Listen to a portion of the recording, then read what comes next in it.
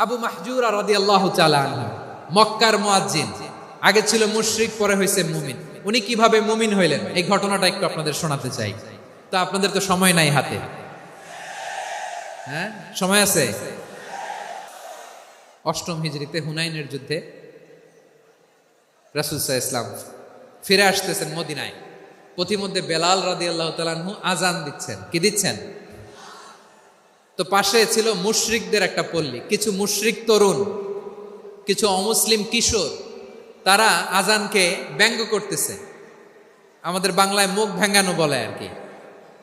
বেলাল রাদিয়াল্লাহু তাআলা আনহু আজান দিচ্ছেন, ওই বাচ্চাগুলো মুশরিক, তো ওরা আজানকে ব্যঙ্গ করতেছে, বিকৃতি করে ওরাও আজান দিচ্ছে। উদ্দেশ্য হচ্ছে আজানকে নিয়ে ঠাট্টা করা। উদ্দেশ্য কি? ঠাট্টা করা। ব্যাপারটা মনে কষ্ট পাওয়ার মতো ব্যাপার না? কিন্তু বিশ্বনবী ওইখানে দেখেন কি খুঁজলেন। বিশ্বনবী খেয়াল করলেন অমুসলিম কিশোরদের মধ্য থেকে একটা কিশোরের গলাটা বড় দরাজ গলা, কণ্ঠটা বড় সুন্দর।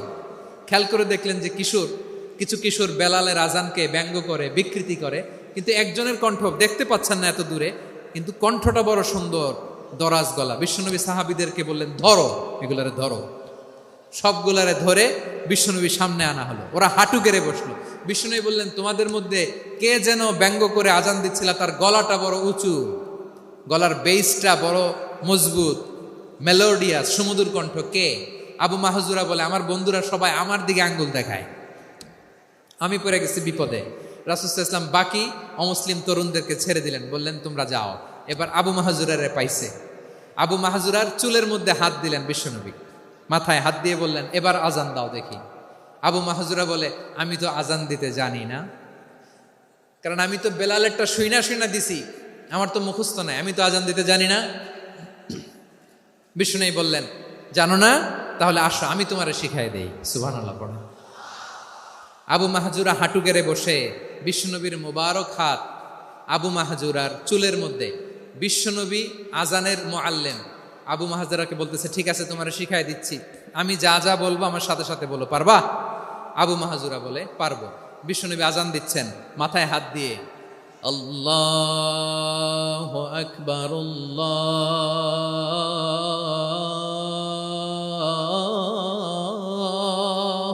আকবার। আবু মাহজুরা এই বাক্যটা পড়লেন। বিশ্বনবী দ্বিতীয় বাক্য পড়তে আরম্ভ করলেন, আল্লাহু আকবার, আল্লাহু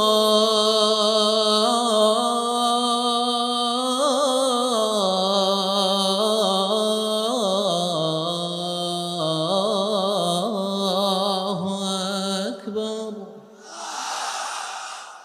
আবু মাহজুরা এই বাক্যটাও বললেন। বিশ্বনবী আবু মাহজুরার মাথার মধ্যে হাত দিয়ে তৃতীয় বাক্য পড়লেন, আশহাদু আল্লা ইলাহা ইল্লাল্লাহ।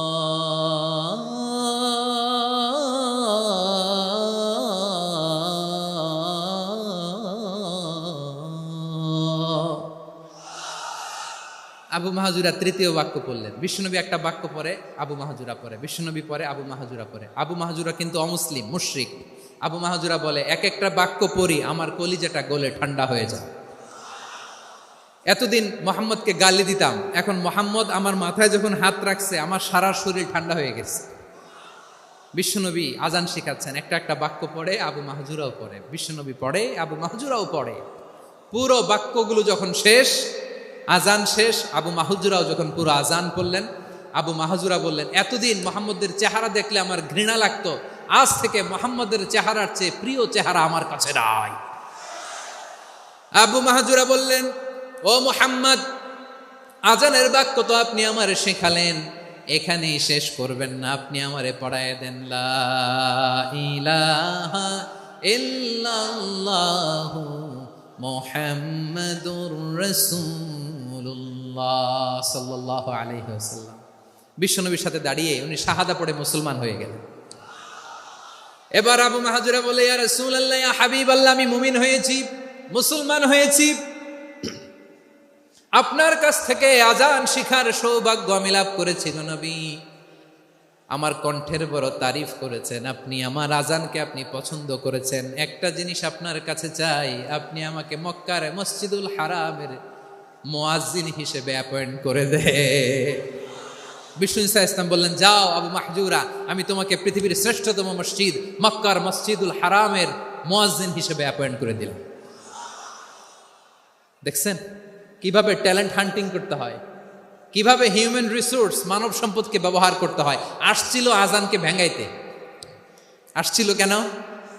আজানকে ব্যঙ্গ করার জন্য, বিকৃত করার জন্য। আজানকে বিকৃত করতে যে ইসলামের সবচেয়ে শ্রেষ্ঠ মসজিদের মুয়াজ্জিন হয়ে গেল। পড়েন সুবহানাল্লাহ।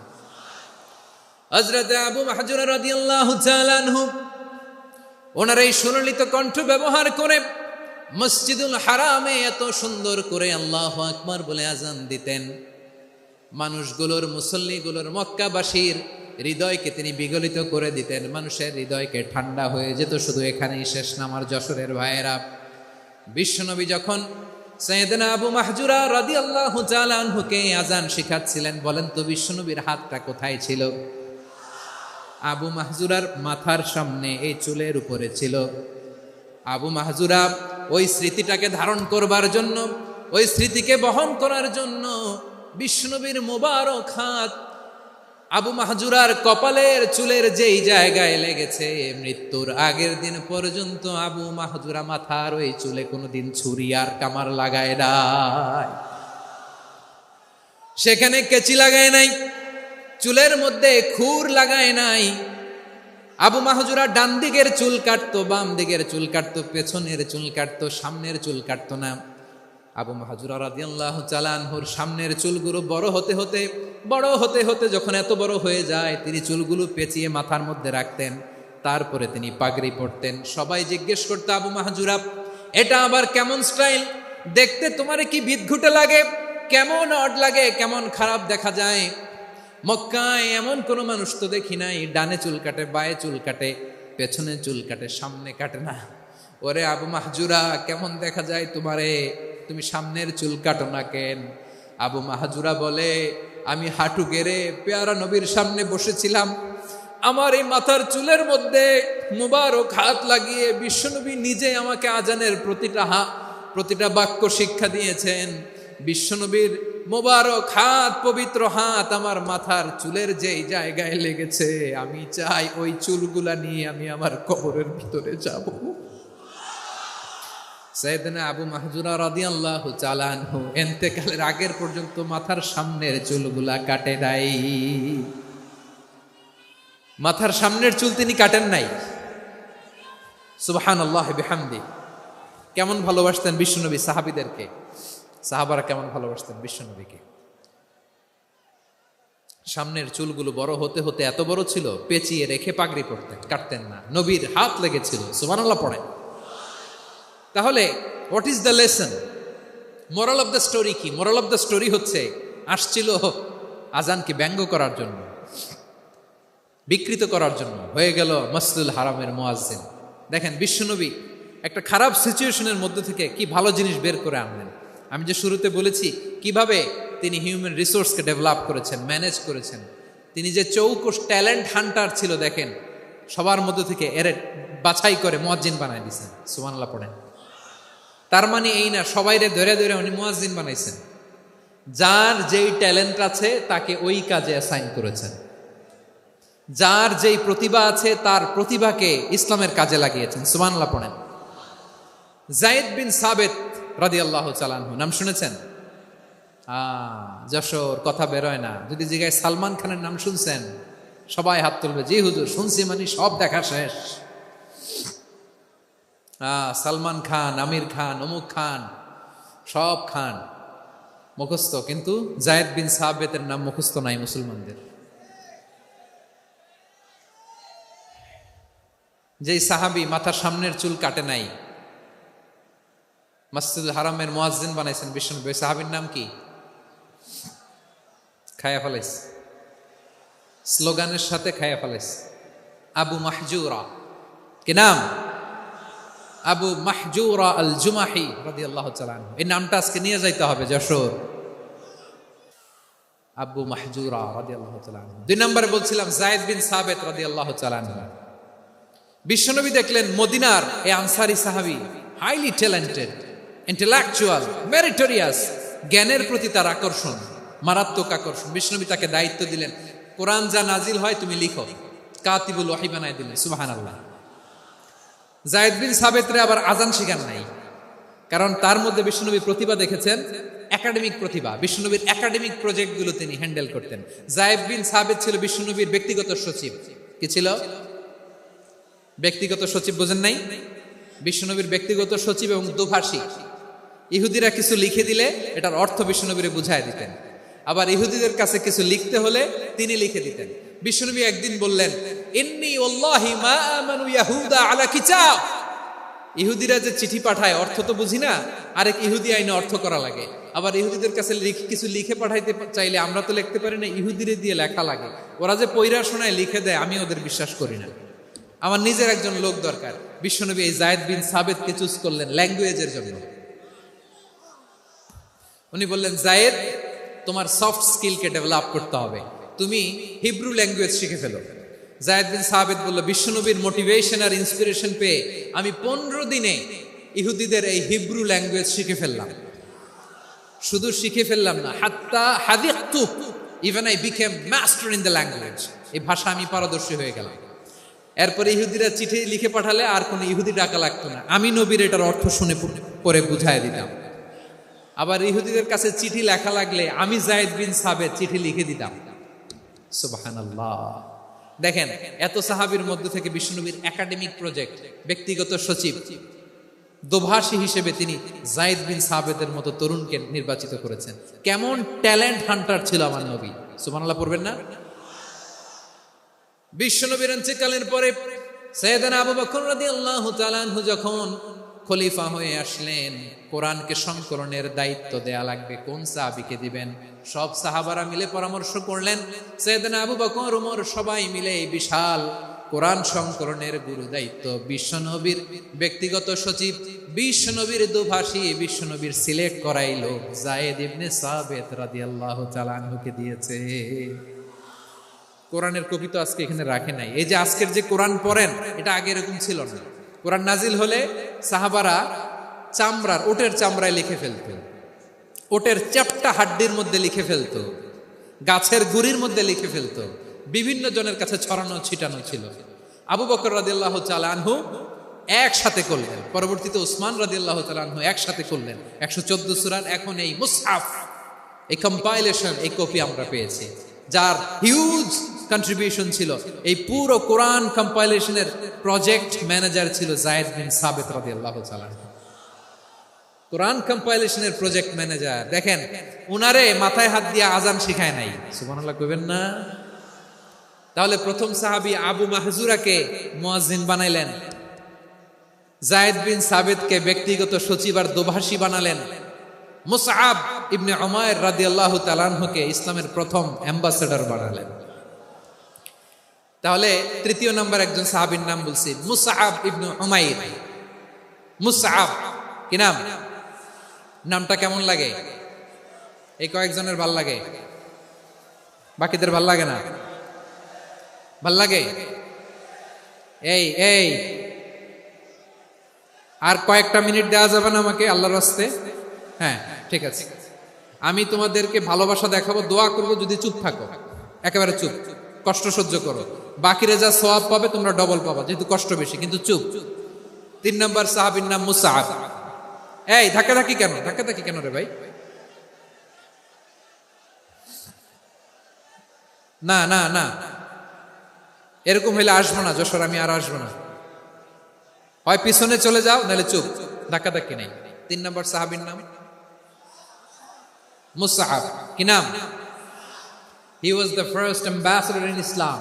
ইসলামের প্রথম ডিপ্লোমাট, প্রথম কূটনৈতিক, ইসলামের প্রথম কূটনৈতিক, ইসলামের প্রথম ডিপ্লোমাট, প্রথম অ্যাম্বাসেডর মুসআব ইবনে উমাইর। মক্কার তরুণ যুবক, উনি পারফিউম লাগাইলে মানুষ দেখলেই বুঝতো এটা মুসআব লাগাইছে। এমন ড্যাশিং ফেসের ছিল, এমন স্মার্ট ড্যাশিং ফেস, এমন পার্সোনালিটির মানুষ ছিল মুসআব রাদিয়াল্লাহু তাআলা। কারণ যিনি ইসলামের স্পোকম্যান হবেন, মুখপাত্র হবেন, তার স্মার্ট হওয়ার দরকার আছে না নাই? আকাবার প্রথম শপথ যখন হলো, তাদের সাথে বিষ্ণু ইসা ইসলাম মদিনাতে একজন মুখপাত্র পাঠালেন, ডিপ্লোম্যাটকে পাঠালেন, অ্যাম্বাসেডর অফ ইসলাম। তিনি হচ্ছেন মুসআব ইবনে উমাইর। পড়েন সুবহানাল্লাহ। বিশ্বনবী দেখলেন সে অনেক স্মার্ট, তার ডেডিকেশন আছে, সিনসিয়ারিটি আছে, এবং মদিনায় যে আউস খাজরাজ গোত্রের নেতাদের সাথে ডিল করতে হবে, ইহুদিদের সাথে ডিল করতে হবে, ওখানে একজন পাক্কা জানু খেলোয়াড়ের দরকার আছে না নাই? মুসআব ইবনে উমাইর রাদিয়াল্লাহু তাআলা আনহু, ওনাকে বিষ্ণু ইসা ইসলাম চুজ করলেন। এবং বিষ্ণু ইসা ইসলামের এই চুজিংটা, এই সিলেকশনটা এত সুন্দর ছিল, তিনি মদিনাতে যে বিশ্বনবী আসার আগেই মদিনার জমিনকে তিনি উর্বর করে ফেলছেন। প্রতিটা ঘরে ঘরে কালিমার দাওয়াত তিনি পৌঁছায় দিচ্ছেন। জুমার বিধান নাজিল হয়েছে, কিন্তু মক্কায় পরিবেশ নাই জুমা পালনের। বিষ্ণু ইসা ইসলাম একজনকে দিয়ে খবর পাঠালেন, যাও মদিনায় মুসাবকে যে বলো, মুসাব তো আমার শিক্ষক, আমার স্পোকম্যান, মদিনাতে যেন তারা জুমা কায়েম করে।